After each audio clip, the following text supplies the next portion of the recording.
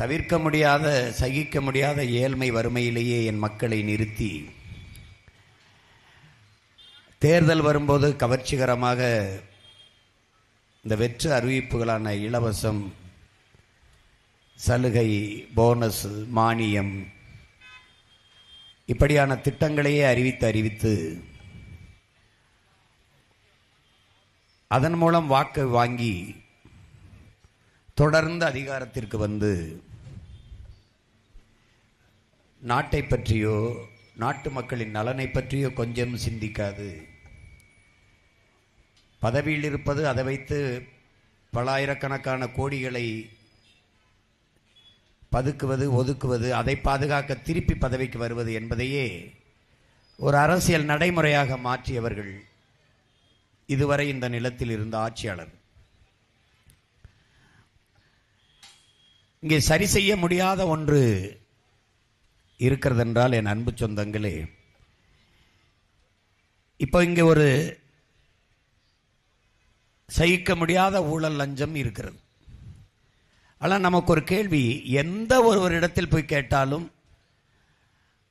ஊழல் உங்களுக்கு பிடிக்குமா என்றால் பிடிக்காது என்பார். லஞ்சம் பிடிக்குதா என்றால் அது கூடாது என்பார். ஆனால் எல்லாருமே ஊழல் லஞ்சத்தை இந்த நாட்டில் எதிர்க்கிறார்கள், வெறுக்கிறார்கள். அப்படி என்றால் லஞ்சம் யார் கொடுப்பது, யார் வாங்குவது? யாருக்குமே பிடிக்காத ஒன்றை அப்ப யார் தான் செய்கிறது என்ற கேள்வி எழுப்பினால் யாரிடத்திலும் பதில் இருக்காது. இந்த நாட்டு நிர்வாகத்தில் இருக்கிற பெரிய புற்றுநோயே ஒரு முறையற்ற கொடிய நிர்வாகமே இந்த ஊழல் லஞ்சம் தான். நாம் ஊழல் லஞ்சமும் தேசியமயமாக்கப்பட்ட, முழுமையாக அரசுமயமாக்கப்பட்ட ஒரு நாட்டில் வாழ்ந்து கொண்டிருக்கிறோம் என்பதை என் அன்பு தம்பி தங்கைகள் புரிந்து கொள்ள வேண்டும். எது ஒன்றுக்கும் காசு. நீங்கள் பிறப்பு சான்று வாங்குதலிலிருந்து இறப்பு சான்றிதழ் வாங்குவது வரைக்கும் உங்கள் வாழ்க்கையில் எல்லாமே பணம் பணம் பணம், அதுதான் கட்டமைக்கிறது. பணம் தான் எல்லாவற்றையும் முடிவு செய்யும் என்றால் அங்கே சேவை என்கிற சொல் செத்து விழுந்துவிடும். பணத்தை முன்னிறுத்தி செய்கிற அரசியல் என்பது ஒழுக்கத்தையும் பண்பாட்டையும் சிதைத்து அழித்துவிடும். சாதியை முன்னிறுத்தி செய்கிற அரசியல் என்பது சகோதரத்துவத்தையும் சமத்துவத்தையும் கொன்றுவிடும். மதத்தை முன்னிறுத்தி அரசியல் செய்வது, அதிகாரத்துக்கு வருவது என்பது மனிதநேயம் என்ற ஒன்றையே கொன்று புதைத்துவிடும். இது எவ்வளவு ஆபத்தானது என்பதை அறிவிற்சிறந்த எனது பெருமக்கள், என் அன்பு சொந்தங்கள் ஆழ்ந்து இதை பார்க்க வேண்டும், சிந்திக்க வேண்டும். அப்ப இந்த சூழலில் நம்மால் ஊழல் லஞ்சத்தை ஒழிக்க முடியுமா? முடியும், ஒழித்துவிட முடியும். ஒரு நேர்மையாளன் ஆட்சி அதிகாரத்திற்கு அமர்ந்தால் ஊழல் லஞ்சம்ங்கிறது அந்த சொல்லை இல்லாத ஒளிந்து விடும். அப்படி ஆட்சி நடந்திருக்கிறது. நம்முடைய தாத்தா குமாரசாமி ரெட்டியார் காலத்திலே, நம்முடைய தாத்தா ஓமந்தூர் ராமசாமி ரெட்டியார் காலத்திலே, நம்முடைய தாத்தா காமராஜர் காலத்திலே ஊழல் லஞ்சம் என்பது இல்லை. அப்ப நேர்மையான ஆட்சியாளர்கள் நமது முன்னவர்கள் இருந்தார்கள். ஆனால் இன்று ஊழல் லஞ்சத்தை இல்லாது ஒன்றுமில்லை. ஊழல் லஞ்சமும், ஊழல் செய்ய தெரியாதவன், லஞ்சம் வாங்க தெரியாதவன், பிழைக்க தெரியாதவன் என்று பேசுகிற அளவிற்கு இந்த நாட்டில் ஊழல் லஞ்சமும் ஊறி பெருத்து கொழுத்து போய் நிற்பதை நாம் பார்க்கிறோம். அதை சரி செய்துவிட முடியும். இந்த கொலை கொள்ளை அதை நிறுத்திவிட முடியும். இந்த பாலியல் வன்கொடுமை அதை கடும் சட்டத்தின் மூலமாக ஒழித்து விட முடியும். ஒரு பெண்ணை தொடுவதற்கு அச்சப்படுகிற அளவிற்கு அதை சரி செய்துவிட முடியும்.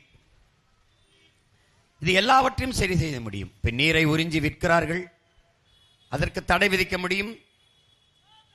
பல்வேறு நீர்த்தேக்கங்களை உருவாக்கி நீரை தேக்கி வைத்து விட்டு போக முடியும். காடுகளை வெட்டி அழித்து விட்டார்கள், காடுகளை நம் நட்டு வளர்த்து விட முடியும். 10 ஆண்டு பசுமை திட்டம், பல கோடி பனை திட்டம் என்று நாம் கொண்டு வருகிறோம். அந்த திட்டத்தின் மூலமாக 10 ஆண்டுகளில் நம் தாய் நிலத்தை பச்சை போர்வையால் போர்த்து விட முடியும். ஏன் மரம் வளர்க்க வேண்டும்? மரத்தின் அருமை, மரம் நம் உயிர். ஒரு மனிதனுக்கு சராசரியாக 422 மரங்கள் தேவை. ஒரு மனிதனுக்கு ஒரு கார் வெளியிடுகிற நச்சுப்புகையை கட்டுப்படுத்த 6 மரங்கள் தேவை. இந்த தெருவில் நாம் நின்று பேசிக் கொண்டிருக்கிறோம். எத்தனை வாகனங்கள் போய்கொண்டிருக்கிறது, எத்தனை மரங்கள் இங்கே இருக்கிறது. கனடா என்கிற நாடு மட்டும் என் அன்பு சொந்தங்களே, ஒரு மனிதனுக்கு, அந்த நாட்டின் குடிமகன் ஒருவனுக்கு 9500 மரம், அதை 10,000 மரம் வைத்திருக்கிறது, மரங்கள் வைத்திருக்கிறது. அதுபோக அந்த நாட்டின் பிரதமர் சொல்லுகிறார், நான் இன்னும் 100 கோடி மரங்கள் நடுவதற்கு உத்தரவிட்டுகிறேன் என்று. நாம் நாடு அறிவிப்பது ஒரு மனிதனுக்கு நான் 28 மரங்கள் வைத்திருக்கிறேன் என்று சொல்லுது இருக்கா என்பதை நீங்களே பாருங்கள். அருகில் இருக்கிற நீங்கள் கேரளாவுக்கு சென்று பாருங்கள், வெற்றிடம் என்றே ஒன்று இருக்காது. ஒன்று மேய்ச்சல் நிலமாக இருக்கும், இல்லது ஏரி குளமாக இருக்கும், இல்லைனால் காடுகளாக இருக்கும்.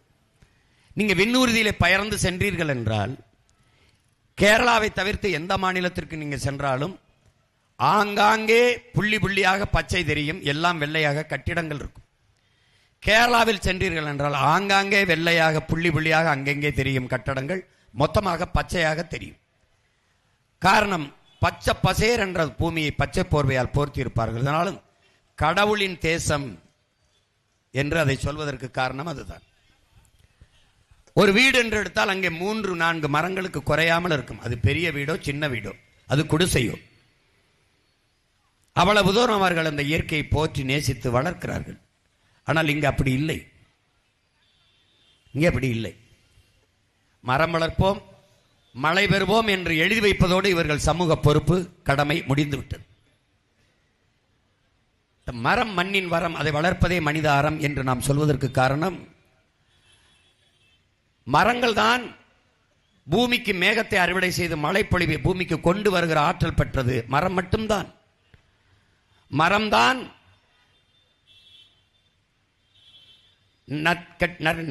நற்காற்றை வெளியிட்டுவிட்டு நற்காற்றை வெளியிடும், கெட்ட காற்றை சுவாசிக்கும். அது நச்சுக்காற்றை சுவாசித்து நற்காற்றை வெளியிடக்கூடிய ஆற்றல் பெற்றது மரம்தான். ஆக்சிஜனை வெளியிட்டு கார்பன் டை ஆக்சைடை அது சுவாசிக்கும். அந்த ஆக்சிஜனை நாம் சுவாசிப்பதால் தான் மற்ற உயிரினங்கள் எல்லாம் வாழ முடிகிறது. இந்த இயற்கையின் படைப்பு, இந்த விசித்திர முரண் இல்லை என்றால் உலகில் எவ்வுயிரும் வாழ முடியாது. மரம்தான் நமக்கு உயிர், மரம்தான் நமக்கு மழை. அதனால்தான் மரம் மண்ணின் வரம், வளர்ப்பதே மனிதாரம் என்று சொல்றோம். இப்ப நாம் வந்தால் 10 ஆண்டு பசுமை திட்டம். இப்ப புவி வெப்பமாகுது என்கிறார்கள். இப்ப நமக்கு வெப்பம் அடிக்கிறது, ஒரு கொடையை பிடிக்கிறோம். இப்ப பூமி தாய்க்கு வெப்பம் அடிக்கிறது, வெயில் அடிக்கிறது, கொடையை பிடிக்க வேண்டும். ஒரே ஒரு கொடை தான் இருக்கிறது, பச்சை கொடை. என்ன கொடை? இந்த மரக்கொடை. அதை வளர்ப்பது தவிர நமக்கு ஒரு வழி இல்லை. புவி வெப்பமானால் என்ன? பருவநிலை மாறிவிடும். பருவநிலை மாறினால் பருவ மழை இருக்காது, பெருமழை புயல் மழை தான் இருக்கும். புவி வெப்பமானால் என்ன? கீழே அடுப்பை வைத்து நெருப்பை எரிக்கும் போது உலை எப்படி பொங்குமோ அப்படி கடல் ஒரு நாள் அதிக வெப்பத்தால் பொங்கும். உள்ளே இருக்கிற உயிரினங்கள், கொதிக்கிற உலையிலே உயிரினங்களை, மீனையோ மற்ற எதையோ போட்டால் செத்து போவது போல எல்லா உயிரினங்களும், கடல் உயிரினங்களும் செத்து போகும். கடல் கொந்தளிக்கும், கடல் பொங்கும். பொங்கி வந்தால் 70 விழுக்காடு நீர், 30 விழுக்காடு தான் நிலப்பரப்பு. அதிலேயும் காடு மலைகள் போக மீதி இருக்கிற 20 விழுக்காடு தான் மனிதர்கள், நாம் உயிரினங்கள் வாழ்கிற நிலப்பரப்பு. கடல் பொங்கினால் என் அன்பு சொந்தங்களை, தரையிலிருந்து 3 கிலோமீட்டருக்கு தண்ணி தான் இருக்கும்ங்கிறார். அப்ப அந்த பேரழிவை எதிர்கொள்வதற்கு முன்பு புவி வெப்பமாவதிலிருந்து நாம் தடுக்க வேண்டும். அதற்கு ஒரே வழிதான் இருக்குது, மரம் வளர்ப்பது. மரம் வளர்க்கிறோம். 10 ஆண்டு பசுமை திட்டம், பல கோடி பனை திட்டம் கொண்டு வந்துடும். எல்லாம் சரி செஞ்சிட முடியுது. ஆனால் இங்கே சரி செய்ய முடியாத ஒன்று இருக்குது, யாராலும் சரி செய்ய முடியாத ஒன்று. அதுதான் இந்த வளக்கொள்ளை. போரின் பேரழிவிற்கு பிறகு கூட நாம் அந்த இடத்தில் மக்களை குடியேற்றி விட முடியும். நிலக்கரி எடுத்த இடத்தில், மீத்தேன் ஈத்தேன் எடுத்த இடத்தில், அணு உலை வெடித்த இடத்தில் அங்கே மக்களை மறுகுடியேற்றம் செய்ய முடியாது. நீ இதையெல்லாம் சரி செய்ய முடிகிற வாய்ப்பு இருக்கு. ஆனால் மலையை வெட்டி மணலாக்கி கொண்டு போய்விட்டால், கல் குவாரி ஆக்கிவிட்டால், இயற்கையின் அரும்பெரும் கொடையாக இருக்கிற அந்த மலையை நொறுக்கி காசாக்கிவிட்டால் அதை எதன் பொருட்டும் உருவாக்க முடியாது. ஆற்று மணலை அள்ளி தின்று விட்டால் அதை எதன் பொருட்டும் உருவாக்க முடியாது. அரை எங்கலம் ஆற்று மணல் வளர்வதற்கு 100 ஆண்டுகள் ஆகும் என்றால், நீ 30 அடி 40 அடி இரும்பு கை கொண்டு பொக்களின் எந்திரம் கொண்டு அள்ளி எடுத்து வித்து தின்று விட்டார்கள். 34 ஆறுகளையும் கொன்று புதைத்து விட்டார்கள். இப்ப இதை எப்படி சரி செய்வது? யார் சரி செய்வது? மணலை மலையை யாரால் உருவாக்க முடியும்? எந்த அதிகாரம், எந்த சட்டம்?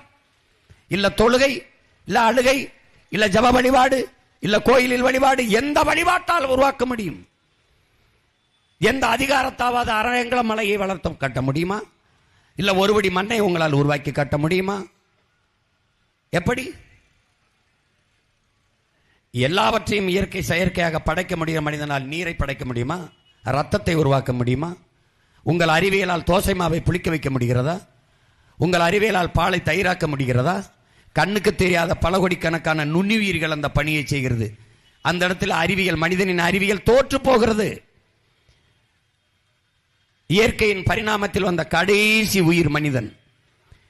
எது இயற்கை? இந்த மண்ணில் எது எது மனிதனால் படைக்கப்படவில்லையோ அதெல்லாமே இயற்கை. மனிதனால் படைக்கப்பட்டது எது? அது எல்லாமே இயற்கை தான். அடிப்படை ஆதாரம், அடிப்படை அதுதான். இந்த வீடு, இந்த கட்டடம் மனிதன் கட்டியது. கட்டடத்திற்கான பொருள், அடிப்படை ஆதாரம் யார்? இயற்கை தந்தது.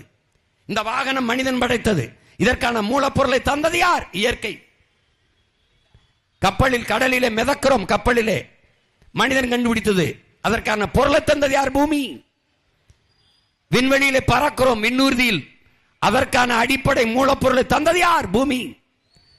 இந்த மண்ணில் நாம் பார்க்கிற எல்லாவற்றையும் கொடையாக தந்தவள் பூமி தாய்.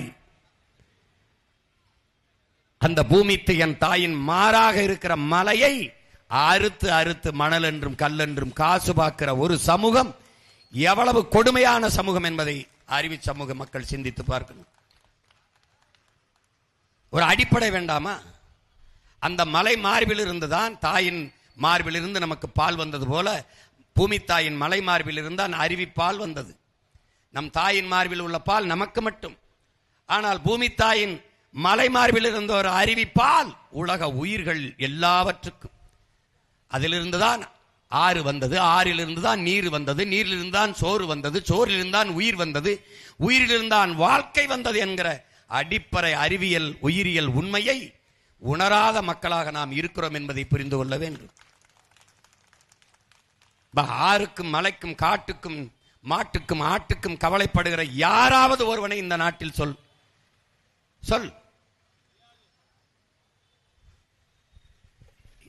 இந்த இடத்தில் எதன் பொருட்டும் சரி செய்ய முடியாத ஒரு பெரும் துயரம் இந்த நாட்டில் இருக்கிறது என்றால், பெரும் கொடுமை இருக்கிறது என்றால் அது வளக்கொள்ளைதான். வளக்கொள்ளைதான். மழை இல்லாத நிலம் பாலைவனமாகிவிடும் என்கிற அடிப்படையை நாம் புரிந்து கொள்ள வேண்டும். அந்த அறிவியல் உயிரியல் உண்மையை நாம் உணர்ந்து கொள்ள வேண்டும். எனவே உங்கள் பிள்ளைகள் நாங்கள் ஆட்சிக்கு வந்தால் எப்படி ஆட்சி நடப்போம் என்பதை நடத்துவோம் என்பதை 422 பக்கத்திற்கு மேலே ஒரு பெரிய புத்தகமாக கொடுத்திருக்கிறோம். அது எங்களுடைய மக்களரசு.com இருக்கிறது. தட்டி படிக்கலாம். இல்லை என்றால் வலையொலிகளில் எங்கள் பிள்ளைகள் எங்களின் ஆட்சி எப்படி இருக்கும் என்பதை எடுத்து எடுத்து பரப்புகிறார்கள், கவனிக்கலாம். இல்லை என்றால் உங்கள் பிள்ளைகள் வீதி வீதியாக ஒவ்வொரு இடத்திலும் நின்று பேசி வருகிறோம், பார்க்கலாம். உங்கள் பிள்ளைகளின் ஆட்சியில் படிக்க சரியான தரமான சமமான கல்வி, குடிக்க தூய குடிநீர், பார்க்க ஆகச் சிறந்த மருத்துவம், சரியாக சமமாக தரமாக, இது மூன்றும் இலவசம். மற்ற எதுவும் இலவசம் கிடையாது. இது மூன்றுதான் அடிப்படை. இது மூன்றுதான் அடிப்படை. ஆகச் சிறந்த கல்வியை கொடுத்து விட்டால், உயிரை காக்கும் மருத்துவத்தை சிறப்பாக கொடுத்து விட்டால் என் மக்களுக்கு மிகப்பெரிய பொருளாதார மிச்சம் இருக்கிறது, பணச்செலவு குறைகிறது. குடிநீரை, தூய குடிநீரை குடிக்கிற தூய தரத்தோடு கொடுத்து விட்டால் பெரும் செல்வம் சேமிப்பாகிறது. நான் தாலிக்கு தங்கம் தரமாட்டேன், 1 பவன் தங்கம் தரமாட்டேன். 9 பவன் தங்கமானாலும் அவனே வாங்கி கட்டிக்கிற அளவிற்கு வேலை வாய்ப்பையும் வருவாய் பெருக்கத்தையும் தருவேன். நான் பிறக்கிற குழந்தைக்கு மோதிரம் போட மாட்டேன். பிரசவத்தை, மிகச்சரியான பிரசவ செலவை, மருத்துவ செலவை அரசு ஏற்கும் போது அவனே 1 பவன்ல 2 பவன் கூட மோதிரம் போடுவான். அதுதான் நான் கொடுக்கிற தன்மானத்தோடு தலை நிமிர்ந்து வாழ்கிற தற்சார்பு வாழ்வு. இலவச சிலிண்டர் தரமாட்டேன், தடையின்றி சிலிண்டர் தருவேன்.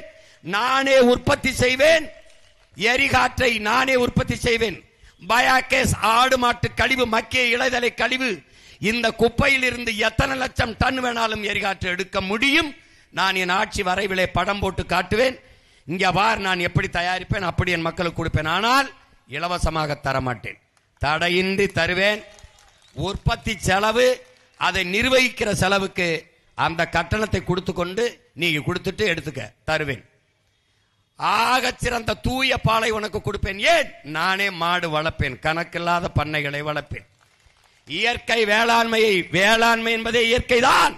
அப்ப என் இயற்கை சேர்ந்துச்சு, ரசாயன செயற்கை உரத்துக்கு வந்துட்டு அதனால இயற்கைன்னு சொல்றேன். நீ நஞ்சு உண்டு கொண்டுகிறாய், நஞ்சை விஷத்தை சாப்பிடுகிறாய் உணவாக. அதை நிறுத்தி நஞ்சில்லாத உணவு, அதுவே நம் கனவு என்று என் பெரிய தகப்பன் நம்மாழ்வார் சொன்ன அந்த புனித கனவை அவன் மகன் நிறைவேற்ற. நச்சு உரம் ஒன்று இல்லை. இயற்கை வேளாண் முறை, ஆடு மாட்டு கழிவு, மக்கிய இலைதலை கழிவு உரத்தை வச்சு தூய்மையாக விளைய வச்சு, பூச்சி மருந்து கிடையாது, ஒரு இளவும் கிடையாது. நஞ்சில்லாத உணவை என் பிள்ளைகளுக்கு கொடுப்பேன். நோயற்ற சமூகமாக மாற்றுவேன். பல்லாயிரக்கணக்கில் ஆடு மாடு பண்ணைகள், கழுதை வளர்ப்பேன். நீ சிரிப்ப.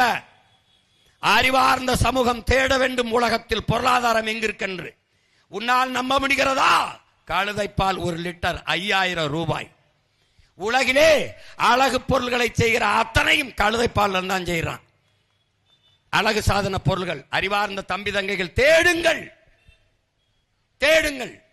கத்திக்கொண்டிருக்கிற நான் வைத்தியமா, கவனிக்காமல் செல்கிற நீங்கள் வைத்தியமா என்று பாருங்கள்.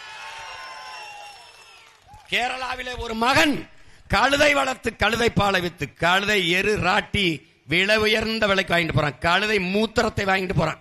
படம் போட்டு காட்டுற, இந்த வாரா கேரளாவில் இருக்குன்னு. நீ சிரிப்ப. திருச்சியில வளர்க்குறான் ஒருத்தன் கழுதை, திருச்சியில. உன்னால நம்ப முடியுதா? கழுத சிறுநீர், கழுத மூத்திரம் கொல்ல விலைக்கு போகுது. மருந்து கழுத சாணி அவளுக்கு போகுது. கழுத பால் 5000 ரூபாய். உலகத்தில் விலை உயர்ந்த பாலாடை கட்டி சீஸ் கழுத பால்ல தான். 60 விழுக்காட்டுக்கு மேலே கழுதப்பாலில் தயாரித்ததுக்கு தான் விலை அதிகம். பொருளாதாரம் எங்க இருக்குன்னு தெரியல. டாஸ்மார்க் கடையில போய் மண்டிட்டு கிடக்குற, உன்னைய குடிக்க வச்சு கொன்னுகிட்டு இருக்கான். தாலிக்கு தங்கம் தாரா, குடிக்க வச்ச அந்த தாலியை 4 மாசத்துல அறுக்கிறான். இது ஒரு ஆட்சி முறை, இது ஒரு ஆட்சி முறை. சிலிண்டர் தாரேன், எங்க இருந்து கொடுப்பாய் என்று கேளு. எவன்ட்ட அது கேளு. 10,000 கொடுப்ப, எங்க இருந்து கொடுப்ப கேளு ஒரு தடவை. என்கிட்ட கேளு, நான் கொடுப்பேன் சிலிண்டர். எப்படி? நானே தயாரிப்பேன். பால் உனக்கு தருவேன், பாலாக தருவேன். இலவசமா தரமாட்டேன், தரமா தருவேன். உரிய விலையை கொடுக்கணும். எல்லாருக்கும் அரசாங்க வேலை கொடுப்பேன். எல்லாருக்கும். அம்பூரா, வாணியம்பாடியா, எந்த ஊர் அவரவர் வாழ்விடத்திலே நிலமும் வளமும் சார்ந்த தொழிற்சாலைகள், வேலை வாய்ப்பு, வளர்ச்சி. இது எங்கள் கொள்கை கோட்பாடு. நீ இருந்த இடத்துல இரு, உனக்கு அரசு வேலை, கவர்மெண்ட் எம்ப்ளாய். நீ இங்கே இரு. உனக்கு என்ன செய்ய தெரியும்? உனக்கு என்ன செய்ய தெரியும்? அது வேலை, அவ்வளவுதானே. நீ ஏன் இடம் பெயர்ற? வாழ்விடத்தில் வேலை. பிள்ளையை நான் படிக்க வைக்கிறேன், பெற்றுக் கொடுங்கள் பிள்ளைகளை, கற்றுக் கொடுக்கிறோம் நாங்கள். பிள்ளைகள் உங்கள் வீட்டின் செல்வங்கள் அல்ல, நாட்டின் செல்வங்கள். சட்டம் நீ பெற்றுக் கொடுக்கணும், அவ்வளவுதான். படிக்கிறதெல்லாம் நீ ஓ வேலையில். அவன் சொல்லுவான், ஐயா நான் டாக்டர், நான் படிக்க வைப்பேன். ஐயா நான் பொறியாளர், படிக்க வைப்பேன். ஐயா நான் பாடுவேன், பாட வைப்பேன். ஐயா நான் ஆடுவேன், ஆட வைப்பேன். ஐயா நான் ஓடுவேன், ஓட வைப்பேன். அது ஓ விருப்பம் இல்லை, அவன் விருப்பம்.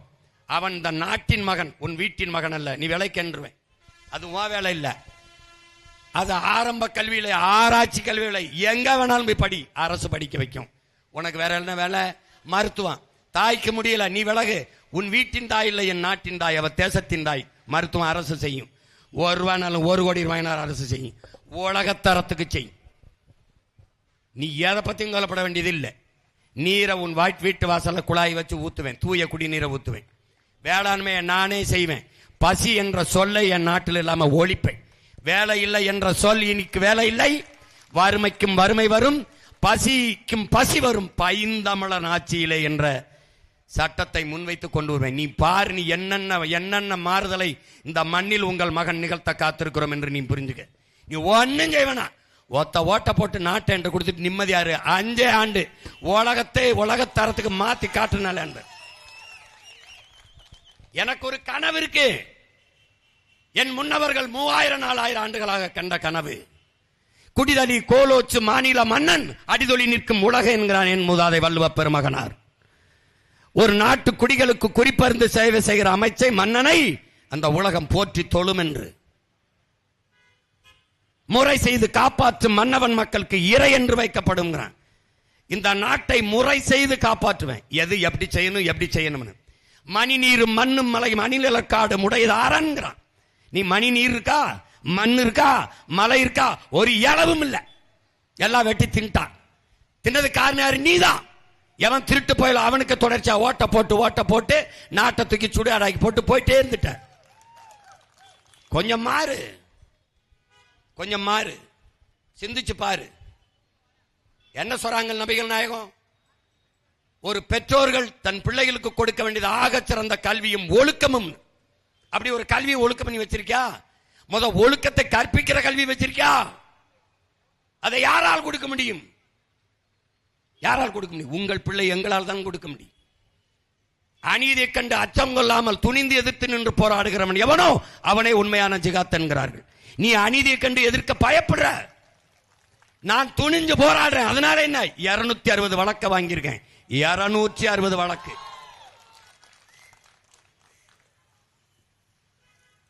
ஒரு காலம் வரும், அப்போது நேர்மையாக வாழ்வது உள்ளங்கையில் நெருப்பு துண்டை வைத்திருப்பதற்கு சமமாக இருக்கும் என்கிறார்கள் நபிகள் நாயகம் ஸல்லல்லாஹு அலைஹி வஸல்லம் அவர்கள். அந்த காலம் எந்த காலம்? இந்த காலம்தான். அழிவு காலம் வரும், அழிவு காலம். அந்த காலம் எப்படி? அநீதி இழைக்கும் நீதிபதிகள், பொய்யுரைக்கும் மந்திரிகள், ஏமாற்றும் வழக்கறிஞர்கள் எல்லாம் தோன்றுவார்கள். அந்த காலகட்டம் வந்தால் நீ அவர்களுக்கு வரி செலுத்தி விடாதே என்கிறார். நீங்கள் வரி மட்டும் செலுத்தவில்லை, வாக்கும் செலுத்தி விடுகிறீர்கள். இதான் கொடுமை. யாரு மாறுதலை செய்வது? அநீதிக்கு எதிரான புரட்சி தீயை பற்ற வைக்கவே நான் வந்தேன் என்கிறார் இறைமகன் இயேசு. அவர் பற்ற வைத்த தீயை நாங்கள் அவருக்கு பிள்ளைகள் தெருவாக எடுத்து போறோம். நீங்க என் மக்கள் தொடர்ந்து எச்சை தூப்பி அதை அணைச்சு விட்டுக்கிட்டே இருக்கிறீங்க. எங்கே புரட்சி தீயை பற்ற வைக்க விடுகிறீர்கள்? உன் இனம் சாராதவனிடத்தில் உன் அதிகாரத்தை ஒப்படைக்காதே என்கிறான் இறைமகன் இயேசு. உலகம் தழுவி நேசித்தவன், எல்லா வீரிடத்தையும் அன்பு செலுத்து என்று சொன்னவன் சொல்கிறான், உன் இனம் சாராத ஒருவனிடத்தில் உன் அதிகாரத்தை கொடுக்காதே என்கிறான். அதைத்தானே நாங்க சொல்றோம். நல்ல ஆண்மை என்பது ஒருவருக்கு தான் பிறந்த இல்லாண்மையாக்கி கொள்ளங்கிறான் வள்ளுவ பெருமகனார் எங்கள் மறையிலே, எங்கள் வேதத்திலே. நாட்டையும் வீட்டையும் நீ ஆள்வது மாதிரி பார்த்துக்கடாதான் நல்ல ஆண்மகனுக்கு அழகுன்றான். இப்ப நாங்க நல்ல அழகுள்ள ஆண்மை உள்ள ஆண்மக்களா இல்லையா? நீங்க தான் வாழ்ந்துட்டீங்களே. அம்மையார் ஜெயலலிதா ஆட்சியில் பல முறை, ஐயா கருணாநிதி ஆட்சியில் பல முறை, ஐயா ஸ்டாலின் ஆட்சியில் ஒரு முறை வாழ்ந்துட்டீங்க. இப்ப வாழ்ந்துட்டீங்க. இன்னும் வாழணும்னு ஏக்கமும் ஆசையும் இருந்தா அவருக்கே போடுங்க, நாங்க தடுக்கல. ஐயா எடப்பாடி ஆட்சியில வாழ்ந்துட்டீங்க, அந்த ஆட்சி மறுபடியும் வரணும்னா அவருக்கே போடுங்க, நாங்க தடுக்கல. ஆனால் இதில் ஒரு மாறுதல் வர வேண்டும், வேற ஒரு ஆட்சி முறை வர வேண்டும். எங்கள் திருநாட்டில் எங்கள் நல்ல ஆட்சி என்ற புரட்சி பாவலனின் பெருங்கனவு நிறைவேற வேண்டும் என்றால், நல்லாட்சி என்பது வெறும் சொல்லாட்சி இல்லாமல் நாட்டில் நடைமுறையில் நிகழ்கிற ஆட்சியாக வர வேண்டும் என்றால், உங்கள் பிள்ளைகள் எங்களுக்கு ஒரு முறை வாய்ப்பு தந்து பாருங்கள். எங்களுக்கே போடுங்கள் என்று நான் கேட்கல. நான் கையேந்தி நிற்பது உங்கள் ஓட்டுக்காக அல்ல, இந்த நாட்டுக்காக. நாங்கள் கையேந்தி கேட்பது உங்கள் வாக்கை அல்ல, நீங்கள் பெற்றிருக்கிற வருங்கால தலைமுறை பிள்ளைகளின் வாழ்க்கையை என்பதை அறிவார்ந்த தமிழ் சமூக மக்கள் சிந்தித்து பார்க்கணும்.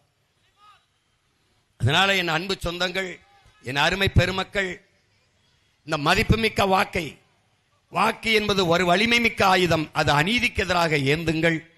இந்த தேர்தலிலே இங்கே போட்டியிடுகிற அன்பு தங்கை ஆம்பூர் தொகுதியில் போட்டியிடுகிற எங்கள் தங்கை நஸ்ரீன் அவர்களுக்கு நீங்கள் விவசாய சின்னத்திலே வாக்கு செலுத்தி எங்களை வெற்றி பெற செய்யுங்கள்.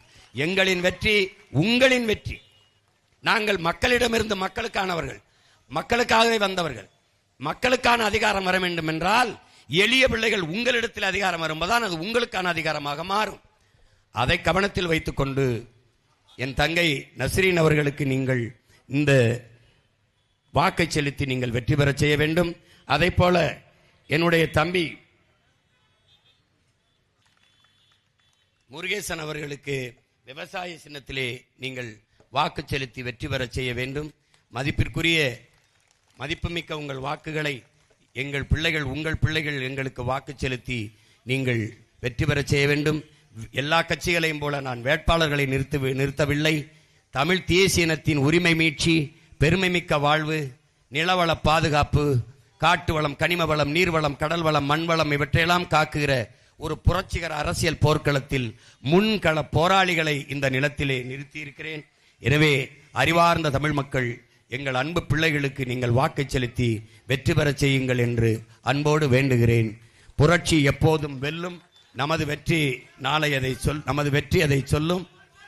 நம் இலக்கு ஒன்றுதான், இனத்தின் விடுதலை. இனம் ஒன்றாவும் இலக்கை வென்றாவும்.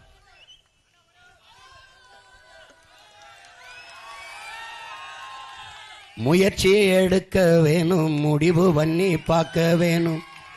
முயற்சியை எடுக்க வேணும், முடிவு பண்ணி பார்க்க வேணும்.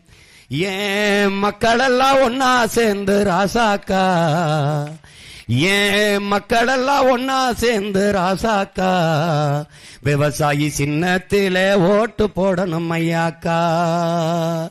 மாற்றம் வரணும் பாரு, மாற்றம் வரணும் பாரு, நாட்டு மக்க வாழ்க்கையில் முன்னேற்றம் வரணும் பாரு. அந்த எண்ணம் கொண்ட சின்னத்தில ராசாக்கா நாம எல்லாருமே ஓட்டு போடணும் ஐயாக்கா. ஏற்றம் வரணும் பாரு, ஏற்றம் வரணும் பாரு, ஏழச்சன வாழ்க்கையில ஏழ மக்க வாழ்க்கையில ஏற்றம் வரணும் பாரு.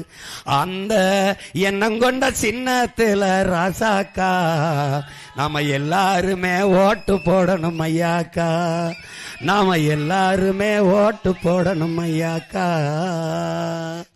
தமிழ்தாய் வாழ்க, தலைவர் பிரபாகரன் வாழ்க, நாம் தமிழர்.